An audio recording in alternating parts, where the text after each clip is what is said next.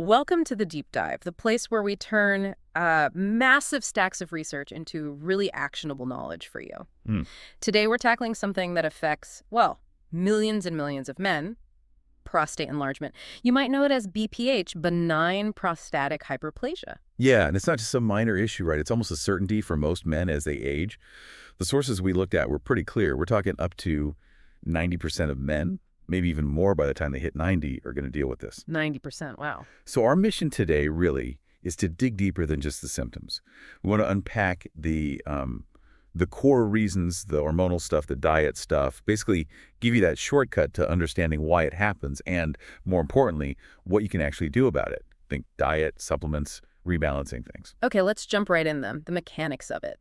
It's kind of crazy how such a small gland can cause such big problems with quality of life. It really is. Yeah. And you got to remember where the prostate is located. It sits just underneath the bladder. Mm-hmm. And crucially, it wraps right around the urethra, the tube urine passes through. Right, and that location is really the crux of the whole problem, isn't it? If it grows outwards, maybe not a big deal, but inwards. That's exactly it. It's like putting a clamp on a garden hose, like you said.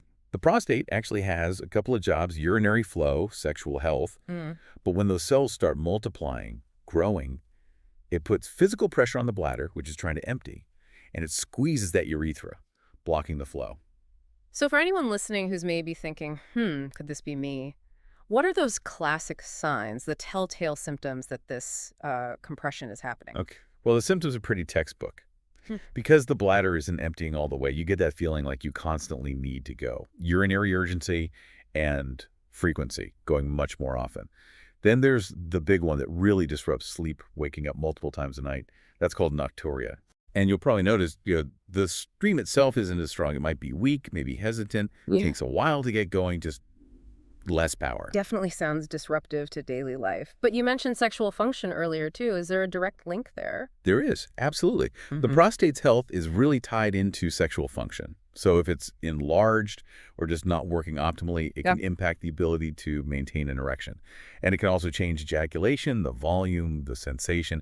It's all connected. It's not just about peeing. Okay, this is where, for me, it got really interesting in the research because it suggests we should maybe stop thinking of this just as, getting older. It's fundamentally hormonal. It's this imbalance, right, between anabolic hormones, the ones that build tissue, and catabolic ones that break it down. Exactly. And too much growth just means that anabolic side is sort of running rampant. That's the core issue, that imbalance. Now, when people think male hormones, testosterone comes to mind first. But often the bigger player in this specific growth is actually DHT, dihydrotestosterone. It's a much more potent form of testosterone, and it's what a lot of the drugs out there target. So DHT is a major driver, but you mentioned it's more complex. Are there other hormones pushing this growth too? Oh, definitely. It's not just DHT in isolation. Other anabolic hormones are involved. Prolactin is one. And interestingly, estrogens, which might sound counterintuitive for men. Right. But estrogen levels can actually rise in men, particularly as testosterone levels start to decline with age or, due to lifestyle factors. So you get this kind of double hit, lower T, but higher estrogen and prolactin, both encouraging tissue growth in the prostate. Hold on. I remember a key point in the sources that really stood out. It wasn't just the typical sex hormone. Yes, that was a crucial insight. There were others involved that you wouldn't normally think of.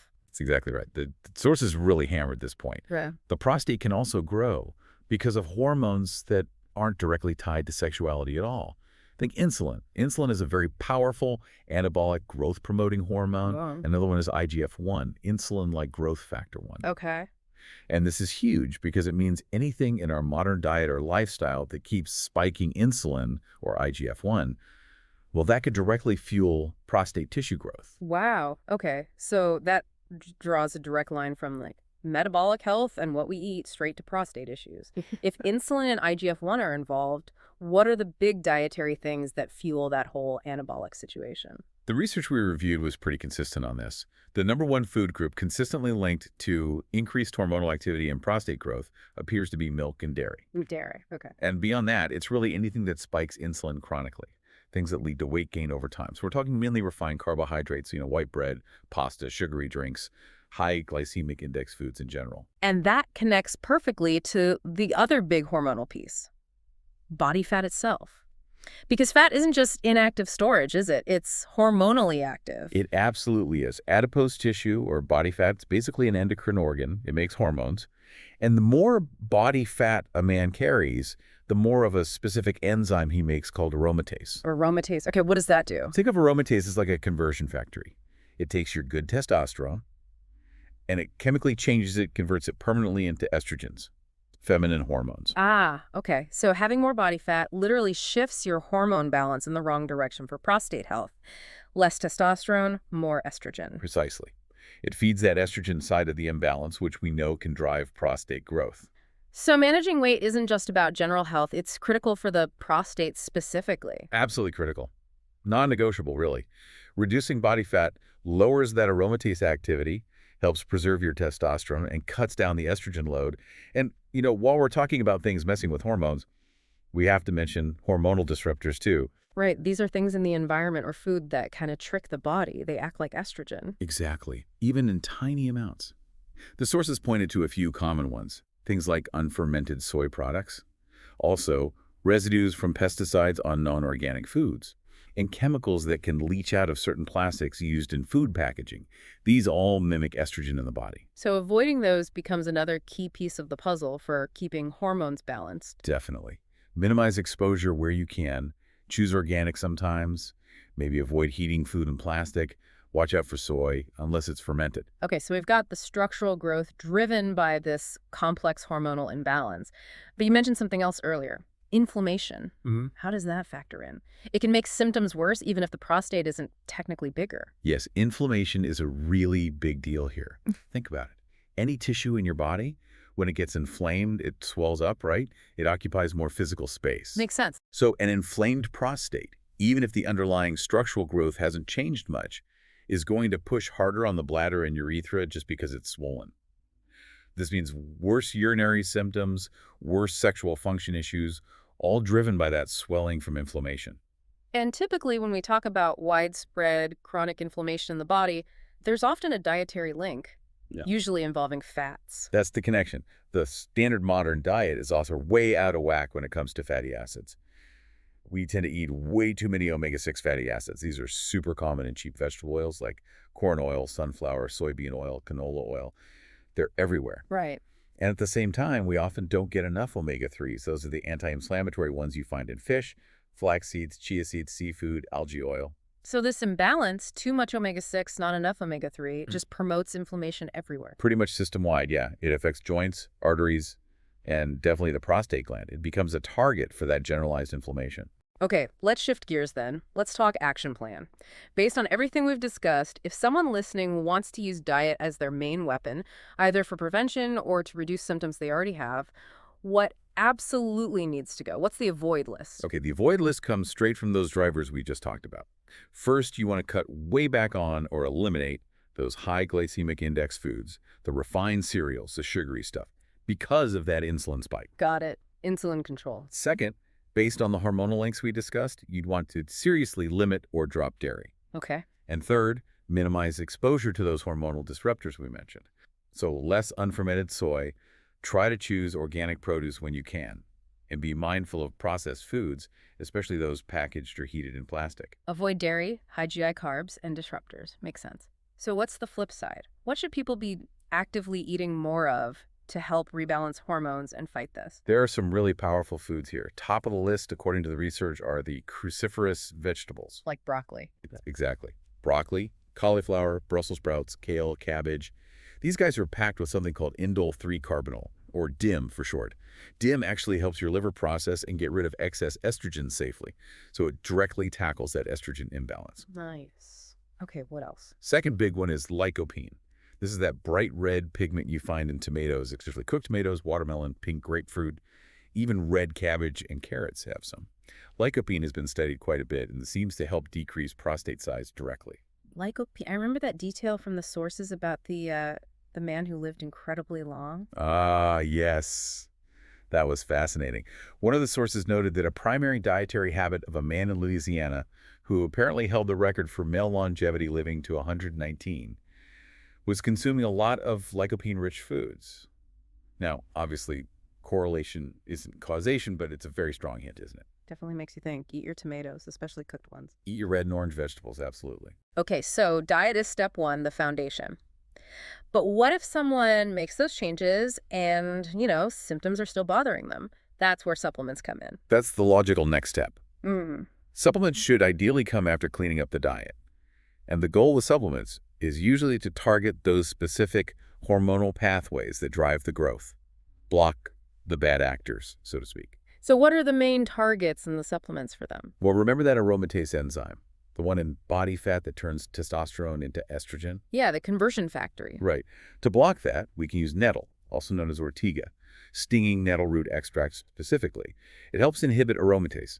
This is particularly relevant for men carrying extra weight, as they'll naturally have more aromatase activity. Okay, nettle for aromatase. What's next? Then there's maca.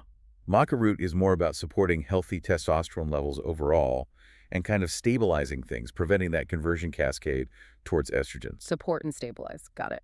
And then we get to the really well-known ones for prostate health.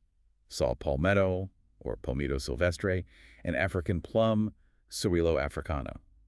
PGM africanum is the botanical name. Right, you see those everywhere. What do they do specifically? These two primarily target a different enzyme, 5-alpha reductase. Okay. That's the enzyme that converts your regular testosterone into the superpotent DHT, the one strongly linked to prostate growth. Ah, so they block the creation of DHT. Exactly. By inhibiting 5-alpha reductase, they reduce DHT levels. And this offers a potential double benefit. It can reduce prostate symptoms, and because high DHT is also linked to male pattern baldness, it might help slow down hair loss too. Interesting. Two birds with one stone, maybe? Potentially, yeah. But this brings us to that really weird finding in the research, that kind of mystery about DHT you mentioned. We use drugs and supplements like saw palmetto to block DHT, and it seems to help symptoms.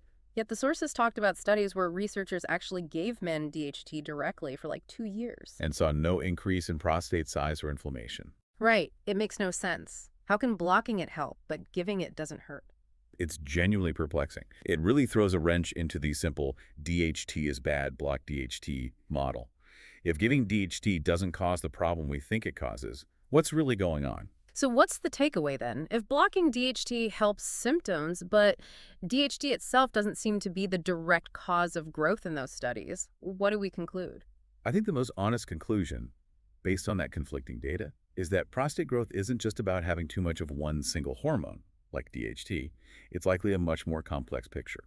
Maybe it involves the ratio of hormones like low testosterone combined with relatively high estrogen, which perhaps makes the prostate tissue more sensitive to even normal levels of DHT. Or maybe there are other factors entirely that we just haven't pinned down yet. Immune factors, growth factors beyond IGF-1. It really highlights that this area, despite being so common, still holds a lot of unknowns for medicine. Okay, so let's try to wrap this up for everyone listening. Let's synthesize the main strategies. What are the pillars of action? I'd say 3 main pillars. Pillar 1, metabolic control. Get that insulin down. That means low GI foods, ditching the refined carbs and sugars, and seriously limiting or avoiding dairy. Control your blood sugar, control your insulin, and IGF-1. Pillar 1, metabolic. Got it. Pillar 2, hormone defense. This is about managing body fat to reduce that aromatase activity. So, weight management is key. And it's also about actively avoiding those endocrine disruptors in your food, water, and packaging. Protect your natural hormone balance. Pillar 2, hormone defense. Okay. And pillar 3, the supplemental safety net. If diet and lifestyle aren't enough, then consider targeted supplements. Things like nettle for the aromatase, maca for overall balance, and saw palmetto plus African plum for that 5-alpha reductase pathway. Often, using them together in a formula gives better results. Metabolic control, hormone defense, supplements if needed. Seems like a solid plan. And just as we finish, let's go back to that point about age. It's almost universal with aging. That 90% figure by age 90 is staggering. But as the sources pointed out, testosterone and DHT levels generally decrease as men get older. Exactly. And that's the final provocative thought, isn't it? If BPH rates skyrocket with age, but the very hormones we often blame are actually declining in those same older men, Right. then we can't just blame it on a simple hormonal surplus. It forces us to ask, what else is going on? What fundamental processes of aging itself, maybe something like cellular senescence, low-grade chronic inflammation that builds over decades, or lifelong accumulation of environmental toxins are the real underlying drivers that we haven't fully grasped yet? It shows that understanding and managing the aging male body, particularly the prostate, is still a complex puzzle with pieces yet to be discovered.